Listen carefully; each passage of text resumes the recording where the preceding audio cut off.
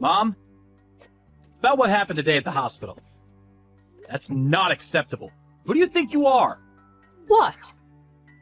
Come on, Mom. Not what. I'm obviously referring to you ranting and raving at my wife. Throwing around nonsense accusations like Jason ended up like this because of you, and it's all your fault at her. Nonsense. It's true, and you know it. If she hadn't been driving dangerously, you never would have gotten hurt. You're a paraplegic because of her. I told you that's not true. How many times do I have to say the same thing? We were parked up by a crossing when someone asleep at the wheel crashed into us from behind. Neither me nor Ella did anything wrong. But if there was no accident, you'd still be a normal person, wouldn't you? I can't help but vent my anger. It's only natural. I'm your mother. A normal person? Are you saying I'm not a normal person? In any case, I need you to stop giving my wife a hard time. It wasn't her fault, and she feels awful enough without getting it in the neck from you. She got injured herself, you know. I don't give even 1/10 of a damn about someone else's kid. You're the one I'm worried about, Jason. You're my only boy. Someone else's kid? That's my wife you're talking about. Are you aware we're married? That makes her family. Family! Anyway, I'm fully capable of getting by and earning a living even if I'm in a wheelchair. So you really don't need to worry about me. Fine, have it your way. Oh, how ungrateful. To think I'm kind enough to worry about you, and this is the thanks I get.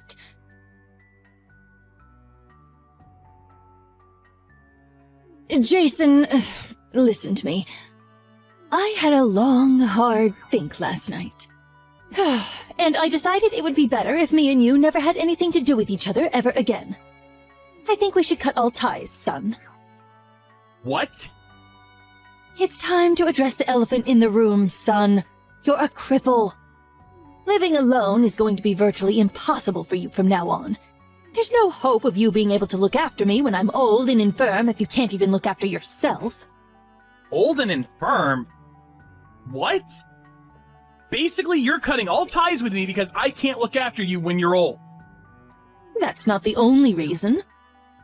On top of that, I simply don't have enough time or energy to look after you. Which means it would be quite inconvenient to have you around. I'm already getting old, you know.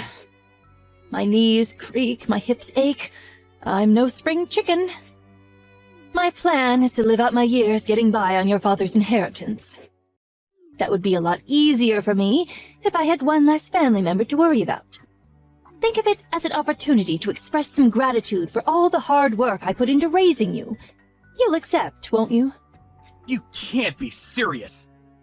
Is this the kind of thing a mother says to her heavily disabled son? Can't believe it. Come on, Jason. Surely you can see it can't be helped. I put in years of blood, sweat, and tears into raising you and did a damn fine job, if I do say so myself. I had no issue with devoting my time and energy to you when I thought it would pay off after I reached an old age. But now? Oh, what use is a son who can't even walk around without assistance? And I'm asking you nicely. Won't you be a dear and free me from my servitude? I see. Basically, what you're saying here, Mom, is that the only reason you had me in the first place was so I could change your diapers when you get old. And now that I can't walk due to the car crash, I no longer have any value. So you're throwing me away like a piece of garbage. On top of that, you also plan on keeping all my dad's inheritance for yourself. Even though he specifically stated a sizable chunk should go to me. It's hardly my fault. Want to know what the single most important thing in the world is, son? Having a solid plan. If I cut you out of my life, I can live out the rest of my days entirely on your father's money. As for your side of the bargain, you also get out of having to care for me when I'm old and frail. No matter how you look at it, it's a win-win situation. Do whatever you like. I won't try and stop you cutting me out of your life. But don't you dare try and contact me or my wife ever again. This is final. That's my line. Don't bother showing up at the house and try to get your greedy hands on the inheritance, because you won't be setting foot inside ever again. Starting tomorrow, we're strangers. Is that clear? Okay, fantastic. Bye-bye.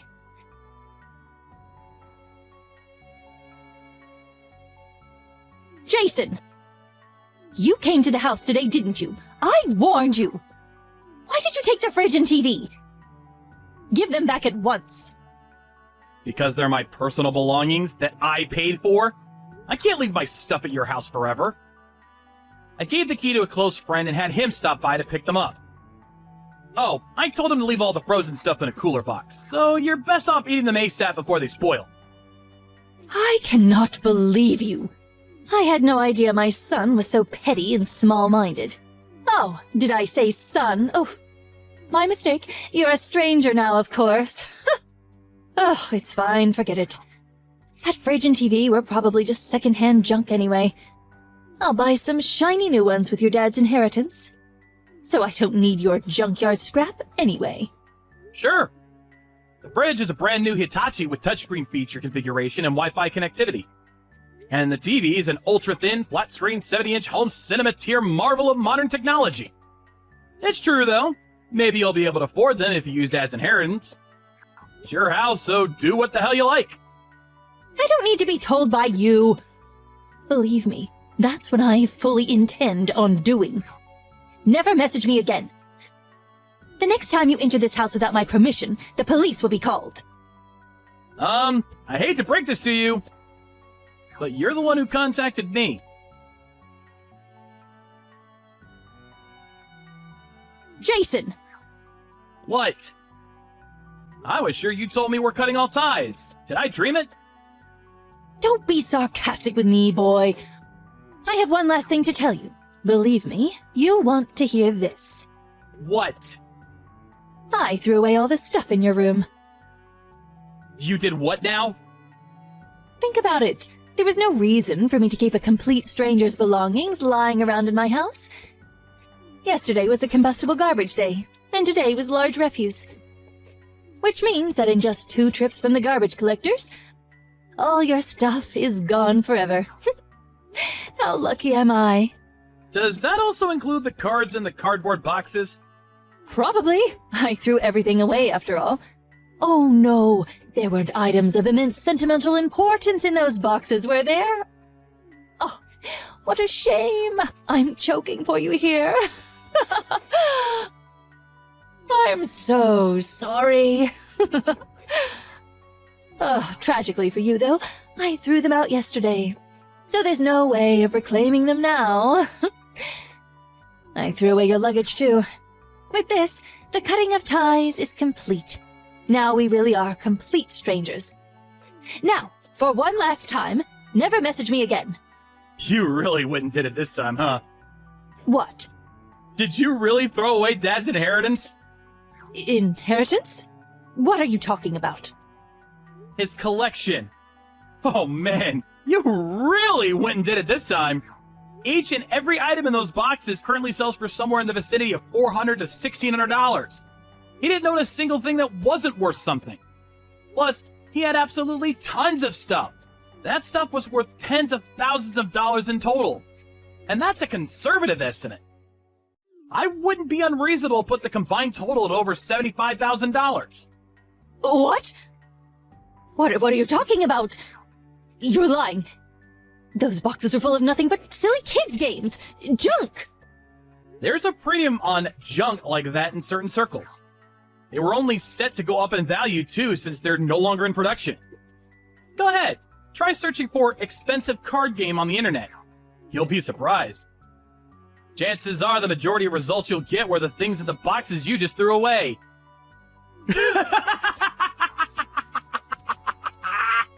Wait, no, you're lying. You're lying, right? Tell me you are. Are you sure they weren't just replicas? If they were really so valuable, why didn't you have your friend take them when he was here for the fridge and TV? There was no way I could take them. Dad said they were part of your inheritance.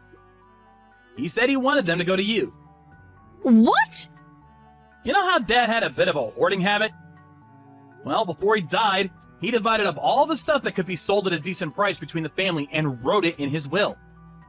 To me, he left all of the heavier, more unwieldy antiques. To you, he left the lighter, easy-to-sell card games. What? This is the first I've heard of it. Of course it is. Dad asked me to tell you in the event, and only in the event, that you were facing genuine financial hardship and struggling to get by. It's written in his last will and testament addressed to me. I can show you if you don't believe me. Now, I did plan on doing as he asked and was prepared to go through the necessary procedures if that time ever came. Oh my God. Good grief, Mom. I wouldn't have guessed in a million years you'd toss everything out. Me or the cards. It's not a total loss, though. I plan on taking good care of all the antiques Dad gave me, at the least. Jason! You get yourself down to the landfill and start digging through the trash at once. What? No way! I'm in a wheelchair. That's impossible. But you said that stuff was worth $75,000. You might still make it if you go now. Hurry up! Move! I don't think so. You said you tossed them out yesterday, so they've probably all been crushed by now. Don't get clever with me, boy. Ah, I know. I'll make you an offer you can't refuse. If you come back with the $75,000 worth of cards, I'll allow you back into this family. Not just that, but I'll even look after you.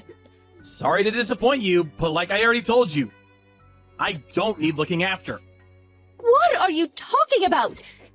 You're a wheelchair-bound cripple, for heaven's sake. How can someone like you live on their own?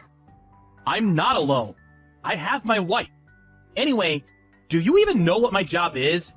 I create plastic models. I receive commissions and then create prototypes for dolls, figures, and models, which is why I don't need to walk to earn a living. What? Does that mean getting crippled in the accident has no effect on your salary? How many times have I told you at this point? 5? 10? Damned if I know. What kind of mother doesn't know what their own son's job is? Do you have that little interest in me? Really? You do that? That's great news, son. Oh, wow. Am I your son again now? That sure is convenient, huh? There's just one problem. I don't consent to this rekindling of ties you seem to be assuming is taking place. We're strangers now, and we always will be. Jason! How can you be so cold towards your mother? Have you no heart? Despite me being so lonely, what with your father gone and all, how horrible. Jason, my boy, won't you be a darling and come back to the house today? Let's have some supper together. I'm not eating with you. Don't be ridiculous. There seems to be a small contradiction between cutting all ties with me and then inviting me over for supper to play Happy Families. Jason, please. This wasn't an easy decision for me to make, you know. I only did what I did because I was filled with anxiety about the future. I'm sure you were. I had a feeling to that effect, which is why I intentionally left only the card games behind. You're the one who threw them all out solely because you made the mistaken assumption they were guilty of the crime of belonging to me. To be honest, I'm more sick of you than I am sympathetic. I've got an idea. Won't you be a dear and give me all the antiques your dad left you? I don't mind if they're heavy. What? Why would I do that? Why would I give you the things Dad explicitly said he wanted to go to me? I won't even be selling them anyway. Those antiques were part of Dad's cherished collection, and they were really important to him. All the more reason to hand them over. They'd be far more valuable if I sold them. I could use them to get by on. What use are they as decorations for your apartment? They'd be nothing but clutter. It's what your father would want, Jason. You know it's true. I could explain in explicit detail why you're wrong, but you probably wouldn't even understand. Anyway, I have absolutely no intention of giving you any of his stuff, nor do I ever want to live with you again. I'm gonna stop replying to your messages soon. How can you be so insensitive? Oh, I've had it with you. Fine, I don't need you. I still have some savings in my bank account. That's great. Since you've been so heavily reliant on Dad's inheritance all this time, you must have saved up about $75,000 by now, right? What does my bank balance have to do with you, boy? If I did have that much, I'd be able to live off it for the rest of my life. Do you seriously think that'd be enough to see you through the rest of your days? What? 75,000? Of course it would. With your current lifestyle, you're eating through at least $15,000 a year. Doesn't take a genius to figure out you're only going to be able to keep that up for 5 more years. You could afford to have a higher standard of living when Dad was still around. But there's no way your current lifestyle is sustainable. What's your point?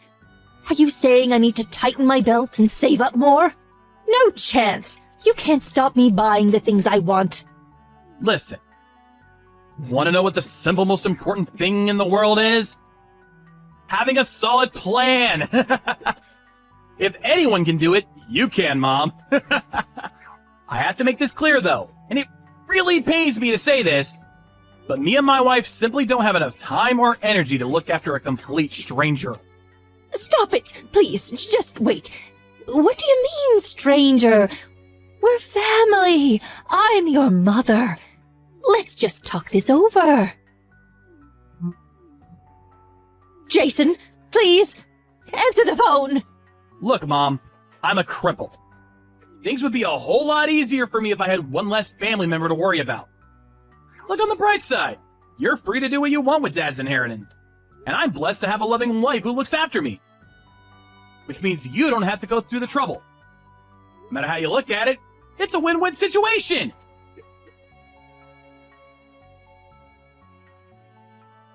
Apparently after that, much to my astonishment, my mom ran to the landfill on her own and entered illegally by climbing over the back fence in a frenzied panic. When she was brought to my apartment in the back of a police car, she was covered head to toe in garbage juice and smelled something like a mixture between sewage and rotting flesh. Of course, being strangers now, I firmly rejected my responsibility and sent her back on her way with those 2 unfortunate policemen who had to tolerate the stench. She was driven back to her house ranting and raving like a lunatic. It was what happened over the next few days that shocked me the most. Me and my wife got back from a day out to find someone had been rummaging through our belongings and made a total mess of the place. When I confronted my mom, she confessed to sneaking into the apartment and turning the place upside down in an attempt to find my dad's antiques. Thankfully, her search was in vain because my wife's parents very kindly agreed to let us keep everything at their place for a while. However, my patience had reached its limit. We enlisted the help of a lawyer through a recommendation from my stepdad. When we went over to warn her that we'd take legal action if she ever pulled anything like that again, my mother, tragically ignorant of the world, immediately became timid and backed down. And she hasn't bothered us since. I do have a feeling she'll probably try to get in touch with me again after a little while. So me and my wife are currently making preparations to move on the down low. I already bought a new cell phone, which means that by the next spring, we finally will be strangers once and for all.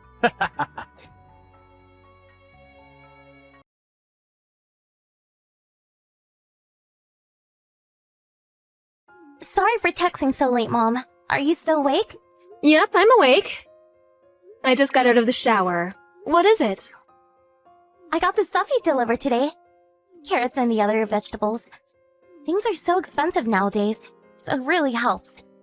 Ah, so you got the vegetables. I'm not sure you'll need them, but I just kind of put a bunch of stuff in. Was there anything James's family couldn't eat? No, James' mother was pretty happy for the vegetables. The bamboo shoots you sent were especially impressive. We were worried that you might have spent too much money. Oh, don't worry about it. I have this colleague who gives us a load of them every year. Apparently, his grandfather owns a mountain where he grows them. I won't be able to eat them all on my own, won't I? So tell them not to worry for me, will you? Got it. How are things there, Susan? Are you getting along with James's family? I guess so. There's this tiny problem, but it's fine. Oh, what problem? Are they being hard on you or something? No, nothing like that. You know how there are many different kinds of families, right? What seems obvious for us can be completely different in other places. It's something like that.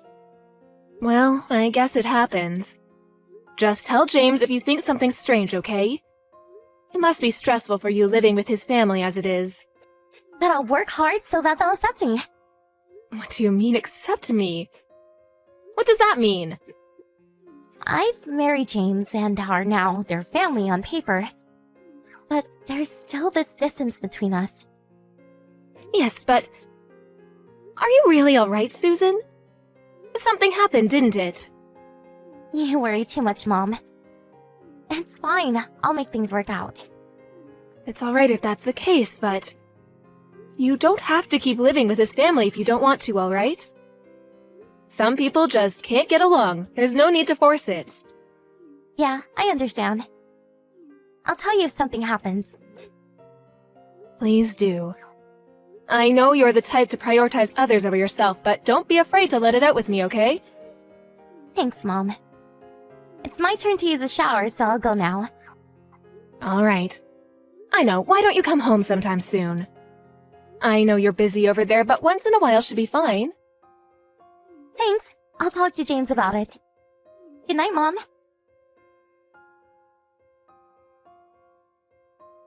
I called a taxi. I'm on my way, Susan. Sorry, Mom. I know you have work. Oh, what are you talking about? My daughter got into an accident and is now in the hospital? What made you think I would prioritize work? Thanks, Mom. Is your body alright? I heard that you broke a bone in your foot, but how is your head? It's fine. They had it checked out but couldn't find any problems, they said. It seems that they're going to do a more thorough checkup tomorrow, though. Oh, I see. What happened to the person who crashed into you? Minor injuries, they said. He went home after a quick checkup. Oh. How dare he crash into you who were driving completely safely? Make sure you find him, alright? I got insurance, so it shouldn't be a problem. He apologized as well, so... Oh, it's good that he apologized. Apparently some people just drive away like nothing happened. Yeah? Oh, that reminds me. There's a favor I want to ask you for, Mom. Can you go and buy clothes and stuff for me? Sure, but isn't James there to help? Why not ask him to bring over your stuff to the hospital? James won't come. What? They're planning to go on a family vacation starting today. But you just got into an accident! There's no way they just leave and go on vacation! No, but they just said that they're going. Are you serious? Sorry, Mom. That's how they treat me over there. My. Just how exactly do they treat you? They don't even care whether I've gotten into an accident or not. They just don't care about me. Ah, so that's how they were treating you. I first thought that the friction between us was the normal kind between a wife and her husband's family, which is why I tried to ignore it at first. But it's different. They don't see me as family over there. I'm sort of a maid, or even worse, slave to them. Susan.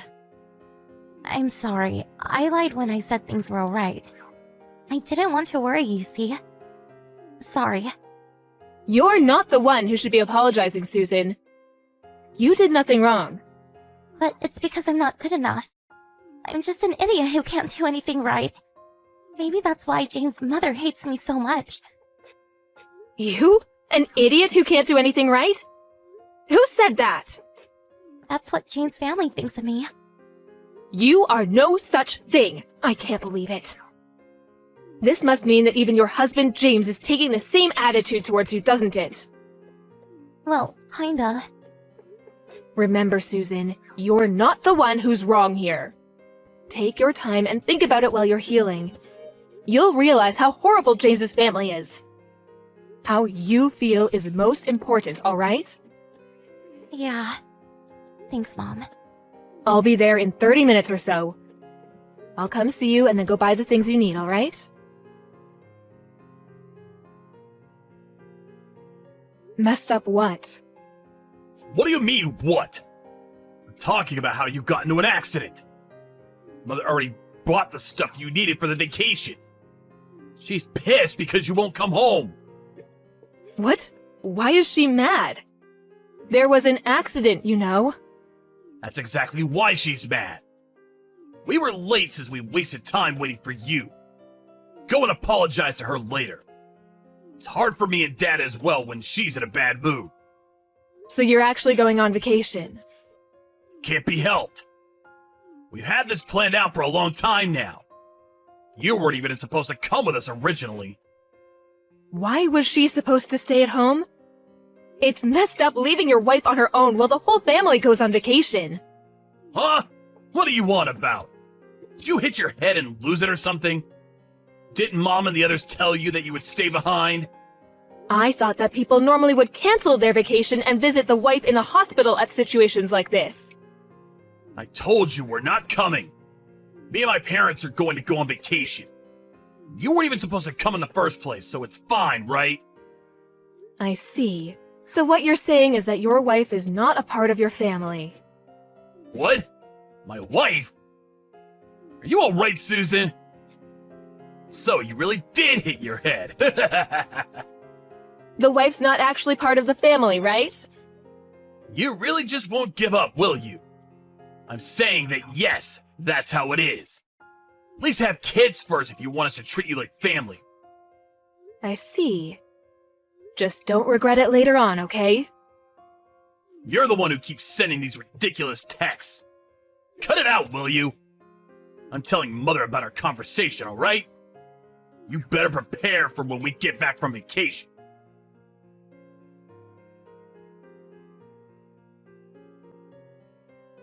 Long time no see, Mrs. Taruno.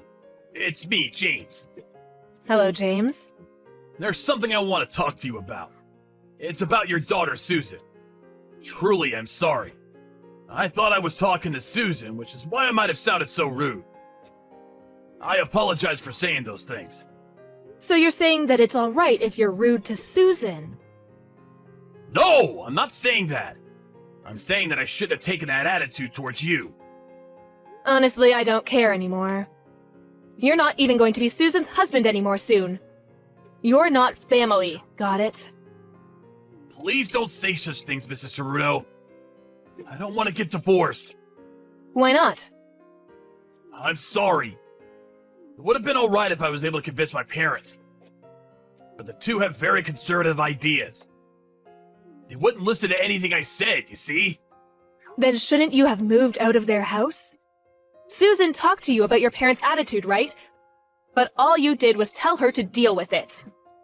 I thought that she'd be able to get along with my parents. Meaning you thought that since Susan was a nice person, she'd put up with the things you and your parents did to her. That she'd do anything she was told and put up with not being treated as family? It seems you've insulted my daughter quite a bit. No, that's not how it is. That's why you pushed on Susan. You should really think about what you did some more. It's hard for a wife to live with the husband's family even in normal situations. Shouldn't you have been there to support her? Yeah. Susan's saying she doesn't want to live with you people anymore. Who can blame her after what you guys did? I'm sorry. But you can't just ban me from meeting her anymore. That's kind of mean, don't you think? Put yourself in my shoes, will you? I was suddenly just told that we were going to get divorced. This is just too unfair. You're really saying that after you didn't even visit her in the hospital when she broke a bone? Yes, but that's because we had a vacation plan. So what you're saying is that the vacation was more important than Susan? I don't really think there's anything more to say if the husband is like this. That's how you treat your wife who's currently in the hospital? Seriously? Yes, but divorce? We need to talk about this. You didn't listen to what Susan had to say. Why should I listen to you? You agreed with your parents' attitude and hurt Susan. Oh, but we still need to talk about the alimony. So I'll arrange a meeting after Susan gets out of the hospital. Alimony? You and your parents caused Susan a lot of stress while she was there. She was mentally unstable. She would sometimes cry, telling herself that it's all because she's so useless. We even have a certificate of diagnosis from the doctor. I'm going to have you pay for this.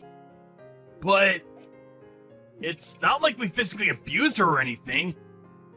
We were only pointing out her mistakes. But you hurt her emotionally, didn't you? Physical abuse isn't the only type of abuse that gets tried these days. It's true that you treated Susan like an idiot and abused her emotionally, right? I heard that her food was always just leftovers, and that she would always eat alone in the kitchen. How would you feel if someone did that to you? Wouldn't you hate it? Wouldn't you feel lonely? I'm sorry, Mrs. Teruno, but let me talk to Susan, will you? I want to apologize. I am not going to let you meet Susan in her current condition. I'll see how she is after she's discharged. Then I'll contact you. Oh, and will you and your parents get out of that house you're currently living in? But... What, you thought that you could just continue living there? I asked a friend of mine to make the rent on the house cheaper. Why should I do the people who hurt my daughter a favor? But... where will we live? Susan's the owner of that house, so you have no right to argue. Get out by this month, will you? This month? There's only 2 weeks left! You know, I'm actually being quite kind here. Honestly, I want to kick you people out of that house right now. I'm still technically Susan's husband, Mrs. Teruno.